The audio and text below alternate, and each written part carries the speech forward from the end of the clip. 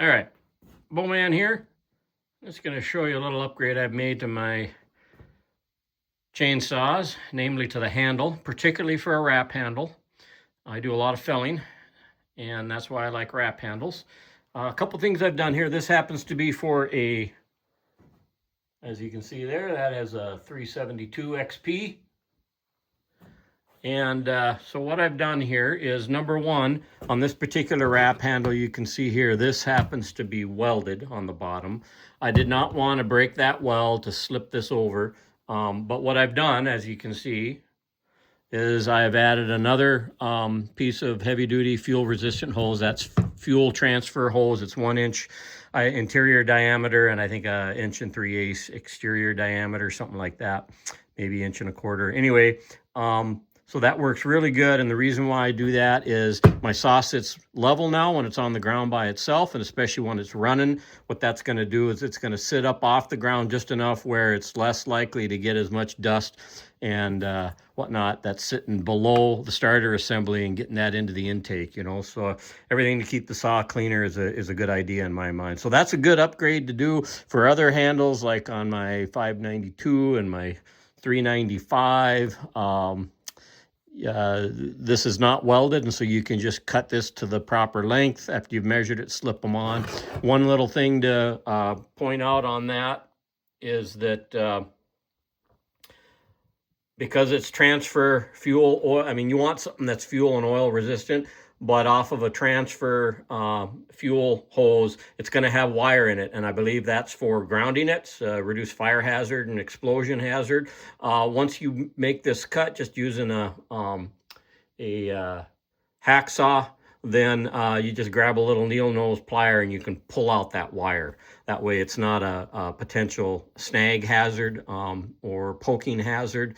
So on this saw, what I did is I had to cut it lengthwise to get it on this half, and then I just used some hockey puck tape to get that nice and tight around there, and so it gives me the same lift on each side here, so the saw is going to sit level. And then, as you can see, the other thing I've done is I'm going to upgrade the grip on this saw. And so what we're talking about here is just using a little bit of Paracord. This is just small Paracord that I got off of Amazon, and then go ahead and cut a proper length off of it, and then milk out the innards. Here's some of the leftover innards from that. Might have some other use for it, otherwise chuck it. But so once I've cut that to length, I go ahead and wrap it around the handle. You start it down here at the base. What I tend to do is use a heat gun, like this little jobby right here. After I've milked the interior core out, and it just makes this end a little bit flatter.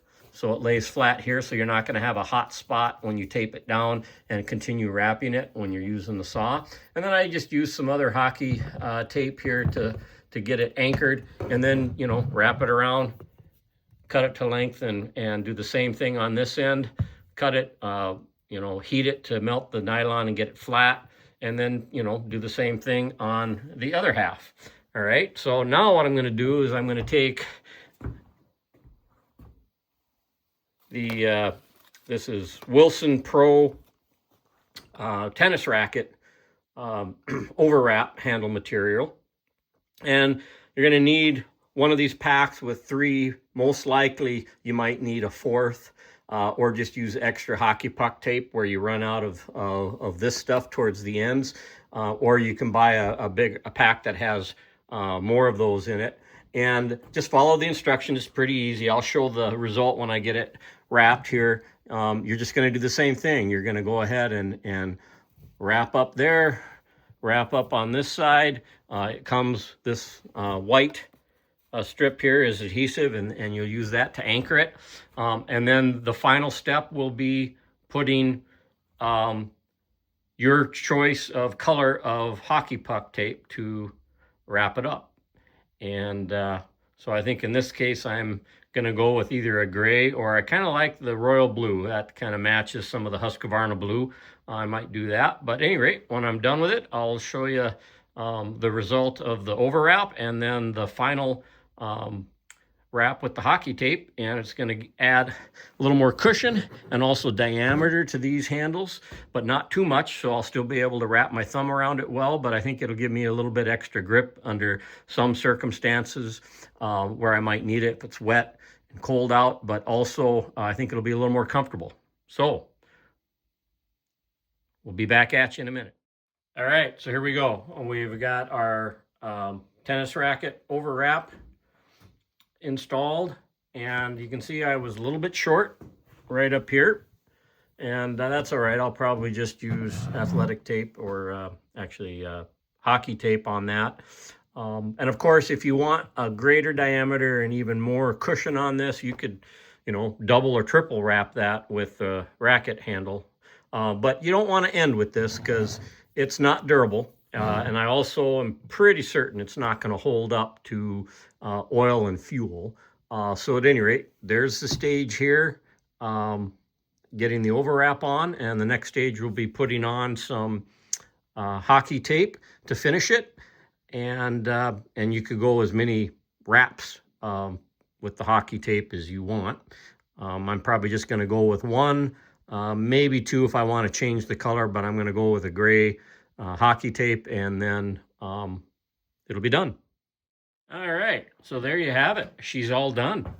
We got a wrap handle that has been improved. A little bigger diameter, a little bit more cushion. Can easily replace that if it ever wears out, but it's going to get dirty. You can just wrap over it with another layer if you want to either change color or just put a fresh wrap on it. And so that's how the 372 is going to look there. And you can see I did the same thing with a different color over top on my 395. So hopefully you found something here useful if you want to add a little more of a comfort grip to your wrap handles. Bowman out.